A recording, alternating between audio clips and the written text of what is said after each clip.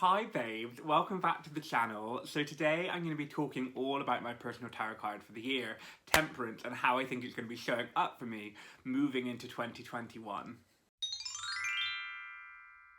So there's a few different ways this temperance energy is showing up. If we rewind to 2020, 2020 was a death card year for me. Not only that, but as I imagine it was for lots of you with the pandemic and everything that happened with the state of the world, it was very tower energy.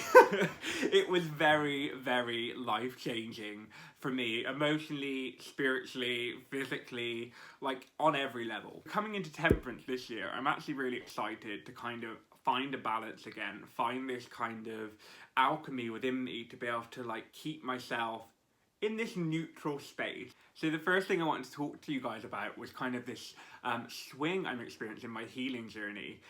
With 2020 and all the craziness that happened there, it was a real big shifter for me and it brought up a lot of emotional issues for me. One of the big things I struggle with is codependence. And through the isolation of lockdown, a lot of my relationships kind of fell away. And being a codependent person, it was the scariest, most intense experience of my life. And I could realize then how this has played out through my life, this feeling of codependency, being attached to people, putting my worth into people, putting people above myself, not having any self-worth for me. And through that journey of discovering that and going through that, I realized I made a swing in the complete opposite direction.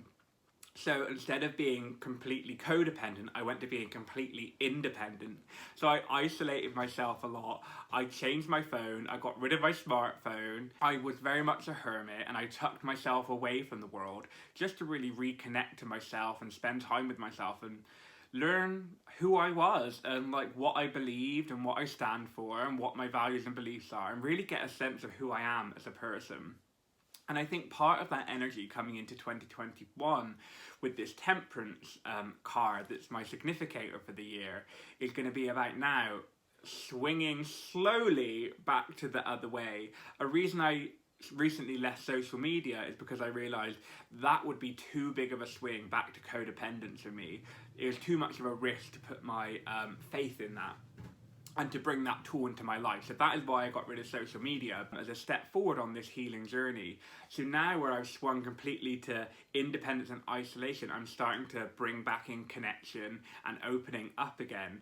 And I think finding that temperance energy is working out where is the healthy balance between the two. We can't be completely isolated. We need connection to people, but at the same time, it's not good to be fully open and giving too much and leaning into other people and not ourselves. So finding this balance and finding this weighted place where I can stand in the middle is going to be a big thing for me this year. And I think that's what a big part of my spiritual path is going to be. Working out how to hold on to this sense of self and independence, but also experience connection and love without losing myself again.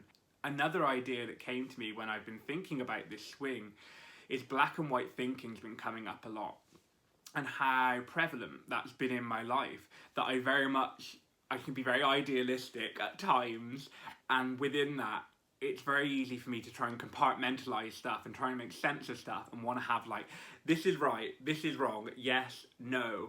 And really what I'm trying to do with this temperance energy is learn to go into the grey, easing up on myself and the way I approach life and the way I approach the world. I'm trying to be a lot more just mindful and present and see things in the full colour spectrum that they exist in, and not put everything in black and white and to try and categorise it. I touched on this a bit in that video I made about perfectionism and how that shows up in my life, where it's very extremist. So I'm trying to pull back on that this year and be less extreme and just try and find a way to meld these kind of two things together. How do I find this happy medium where I don't have to go 1 to 100, which is very, it's very well known that I do that. Being a Sagittarius sun and a Leo moon, I have a lot of fire energy, so I'm very enthusiastic and quick to go, right, we're going 100%, and then I have to pull myself back. A bit like that swing in codependency. The black and white thing is the same thing. It's like I'm straight one side or I'm completely the other. And this temperance is how do we stay in this healthy medium? And I'm really excited to explore how this is going to work and how this is going to come in my life, because I'm not really sure yet. It's new. And then there's the balance with work as well. Where do I find the balance with work? Being on this path I am now with my work, very much bringing my spiritual life and my spiritual experience into the work I do, I think finding this balance about what to share, what not to share, how to have that differentiation between work and personal life.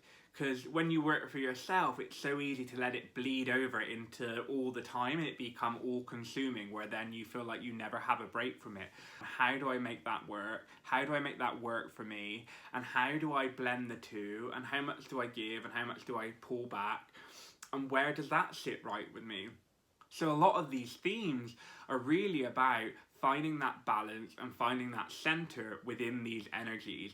Instead of going to like one extreme to the next extreme, how do I stand in the middle, one foot in the water, one on land, so that I can really feel grounded and centered in myself and that I'm in the right place, so I'm not conflicted, so I feel just this sense of peace and calm within me. And I really like in Temperance how we almost see the angel as like a guardian to the pathway. There's that pathway behind him with the mountains and then the sun there. And it's almost like we need to regain our feet, regain our stability before we can move forward. So instead of like charging on to the next step, it's really about taking everything that's happened to me and I've released through that death year, letting all that stuff fully go, and then really cementing in the new habits and the new ideas that I've brought in to find that balance, to get in that place where I feel just very centered and grounded. So I think moving forward, that's where a lot of this is going to come from, and that is where this temperance energy is going to come in. So I'm really excited about this year. I think it's going to be a really, really positive year.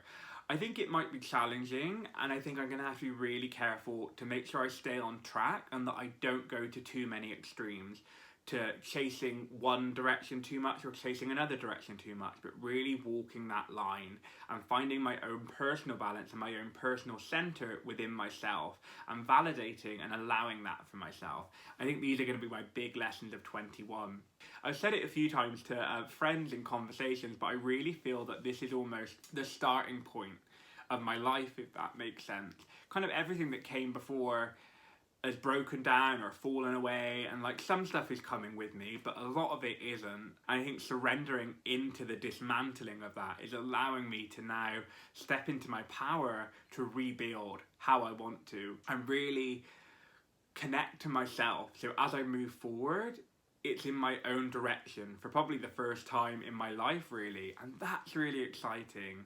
Really exciting. I can't wait to see what 2021 brings. I'm ready for it, for the joy, for the sorrow, for the challenges. I'm just ready to see what comes and take it day by day and try and find my balance in the process. Thank you guys so much for watching, and hopefully we'll speak soon. Mwah.